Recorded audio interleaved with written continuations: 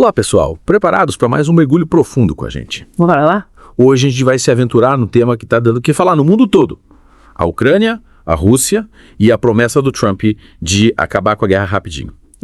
Essa promessa aí tá gerando muita polêmica, né? Uns acham que isso é papo de campanha, outros acham que ele realmente tem um plano. E a gente está aqui para tentar desvendar esse mistério. O que será que o Trump tem na manga? Será que ele realmente consegue fazer o que está prometendo? A gente vai analisar tudo, do começo ao fim, para te dar o panorama completo da situação. Isso aí. Então vamos começar do começo.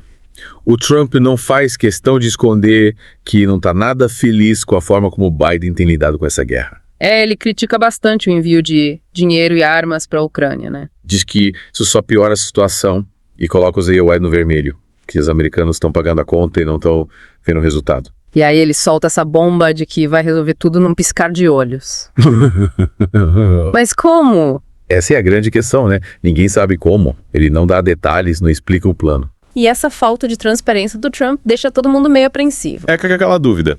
Será que é só estratégia de negociação para manter o suspense ou ele está escondendo algo porque a solução envolve medidas drásticas, sabe?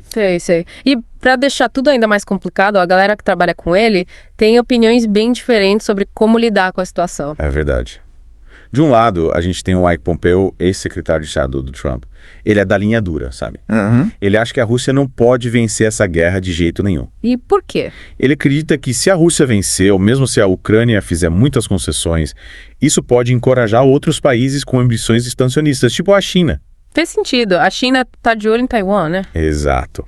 O Pompeo acha que se a Rússia se der bem na Ucrânia, a China pode se sentir mais confiante para tentar algo parecido com Taiwan. E aí a gente teria uma crise global ainda maior. É o medo de uma reação em cadeia. É isso aí. Já o Richard Grenell, que foi embaixador na Alemanha durante o governo Trump, pensa um pouco diferente. A Ucrânia abrindo mão de parte do seu território para a Rússia em troca do fim da guerra. Nossa, mas isso seria muito polêmico. Com certeza. Imagina a revolta popular na Ucrânia, os protestos, a crise política. E pode até colocar em risco a aliança entre os países europeus que apoiam a Ucrânia. A gente viu como a anexação da Crimeia em 2014 causou uma crise internacional. Imagina se a Rússia conseguir anexar um pedaço ainda maior da Ucrânia. As consequências seriam imprevisíveis. E tem outra coisa. Alguns especialistas argumentam que, no longo prazo, ceder à pressão da Rússia e recompensá-la pela agressão pode ser um erro enorme. Por quê? Porque pode criar um precedente perigoso.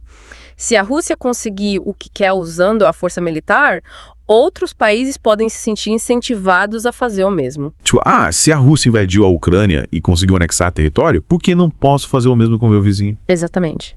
E aí a gente teria um mundo ainda mais instável e violento. A coisa vai ficar feia. Mas vamos voltar para as propostas que estão circulando por aí. Uma delas é congelar a guerra do jeito que está. Como assim? A Rússia fica com controle dos 20% do território ucraniano que já ocupa, e a Ucrânia desiste de entrar na OTAN por pelo menos uns 20 anos. Interessante. E essa proposta tem apoio? É difícil dizer. Tem gente que acha que é a única forma de evitar um conflito ainda maior, mas tem gente que acha que seria uma vitória para a Rússia e uma derrota humilhante para a Ucrânia. Entendi. E tem outras propostas? Tem. Outra ideia é criar uma zona desmilitarizada, patrulhada por forças europeias, para diminuir o envolvimento dos EUA no conflito. Seria tipo um tampão entre a Rússia e a Ucrânia, né? Isso. A ideia é evitar novos confrontos diretos entre os dois países. Mas será que isso funcionaria? É difícil dizer. A logística de implementação seria complexa e não tem garantia de que a Rússia ia respeitar essa zona desmilitarizada. A Rússia já violou acordos internacionais antes, né? Pois é. E tem gente falando em condicionar o envio de armas para a Ucrânia à sua disposição para negociar com a Rússia. Ou seja, pressionar os Zelensky a fazer concessões territoriais. Exatamente. Só que a Rússia não parece muito disposta a negociar.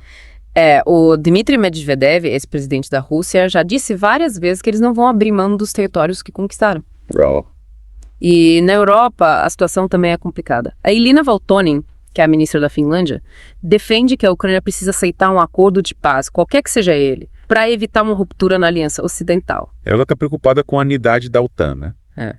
A Finlândia acabou de entrar na OTAN e ela quer garantir que a aliança se mantenha forte para conter a Rússia. Faz sentido. Mas o Zelensky, o que ele pensa de tudo isso? Ele está numa situação difícil. Se ele ceder às exigências da Rússia, corre o risco de ser visto como fraco e traidor pela população ucraniana. Isso pode fortalecer grupos nacionalistas radicais e aumentar a instabilidade na Ucrânia. Exatamente. A gente sabe que grupos nacionalistas radicais podem ser muito perigosos. A coisa toda é muito delicada. É, isso aí. E a eleição do Trump pode realmente mudar tudo, né? Com certeza. As promessas dele são tentadoras, mas os desafios são enormes. A gente não sabe se ele realmente consegue equilibrar as expectativas internacionais, lidar com as divisões dentro do próprio partido e superar a resistência da Ucrânia e da Rússia para alcançar uma paz duradoura. E qual seria o preço dessa paz rápida? E essa é a grande pergunta, né?